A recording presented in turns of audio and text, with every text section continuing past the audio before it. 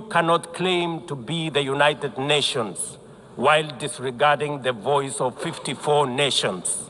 It is not possible. Africa is no longer willing to wait on the margins of global governance while decisions about peace, security, and development are made without our understanding, without our perspectives, and without our voice. African leaders used the 80th United Nations General Assembly this week to issue a strong call for global reform, demanding that the continent be given a greater voice in international decision-making. Speaking with a unified front, the leaders pressed for changes to the UN Security Council, fairer trade practices, and recognition of Africa as a sovereign partner rather than a marginalized player. Congo's President Denis Sassou Nguesso described Africa as the continent of the future and argued that the Security Council and its current form no longer reflects the realities of the modern world. Reform must move from theory to practice, he said, insisting the UN become more representative and transparent.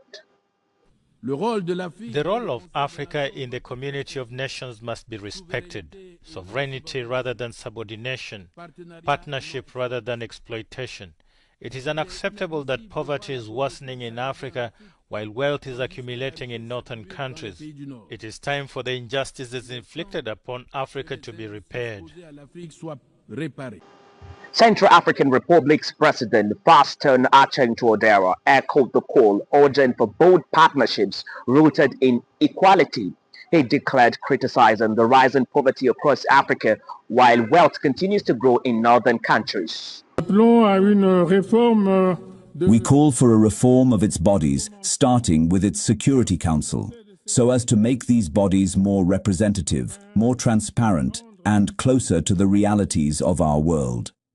One can see clearly that the Security Council, in its current composition, no longer reflects the geopolitical balance of our world. Thus, the urgent need to reform it, not in theory, but in practice. Beyond the institutional reform, African leaders also addressed climate change, digital inequality, and the need for responsible use of artificial intelligence. Kenya's President William Ruto drew attention to the crisis in Haiti, warning that it is a tragic reminder of what happens when the international community turns a blind eye. Those who look to the future with a clear vision know that climate change is not only the single greatest threat of our age, but also one of the greatest transformation opportunities of our time.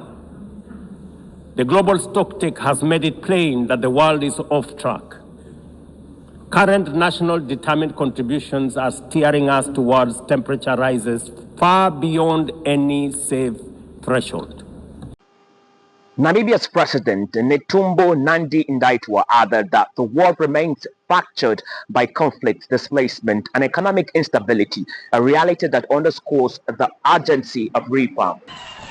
The world is fractured by conflict, displacement, and economic instabilities, straining multilateral cooperation, and a serious issue for us to reach consensus. A global liquidity crisis threatens to plunge millions of people into poverty and insecurity. The collective message from Africa was clear. Until historic injustices are corrected and Africa gains a permanent place at the table of global decision-making, the new global partnership will remain out of reach.